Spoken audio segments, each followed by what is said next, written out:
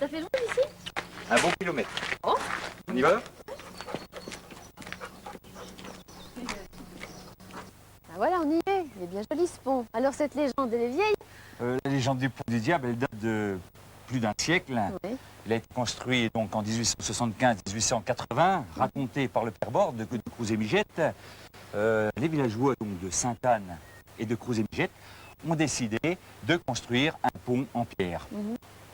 Avant, ils passaient en faisant un détour, ou ils passaient sur un petit gué en bois qui était un peu plus en contrebas. Voilà. Donc ils ont fait appel à un entrepreneur, M. Babé, de Salins-les-Bains. M. Babé a construit le pont, mais problème la nuit, une fois que le pont a été mis en place, des grondements, des tremblements, le pont s'écroule. Il reconstruit, même chose, Rebelote. et le pont s'écroule encore à nouveau.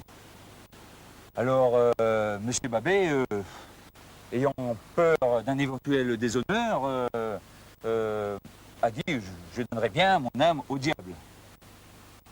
Le diable, entendant, s'avance vers lui et lui propose un pacte.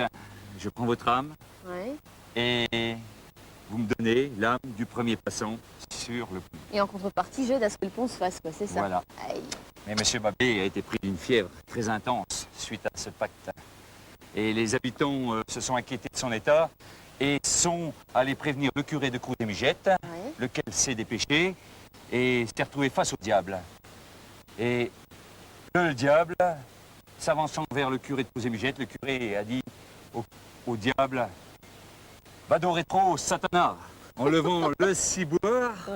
Et le diable, qu'est-il fait? Il s'est effrayé et il chute dans l'abîme. Ah oui, beau plongeon. Voilà. Ouais.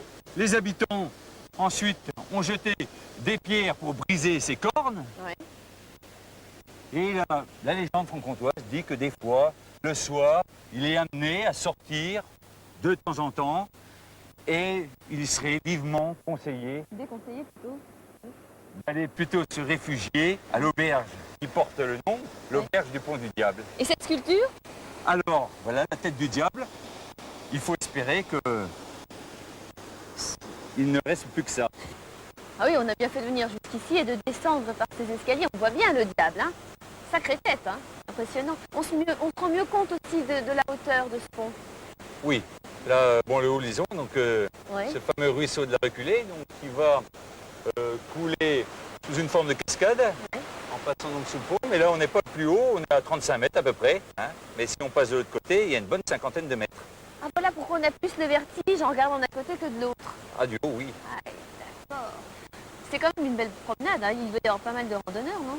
Oui, puis là, bon, c'est aussi le côté caricatural, le Pont du Diable, mais c'est tout l'environnement qui est superbe pour aller se promener. Ouais, c'est vrai que c'est vraiment très chouette. Bien. Le festival Art Danse, c'est Thierry Binoche qui va nous en parler maintenant avec son invité.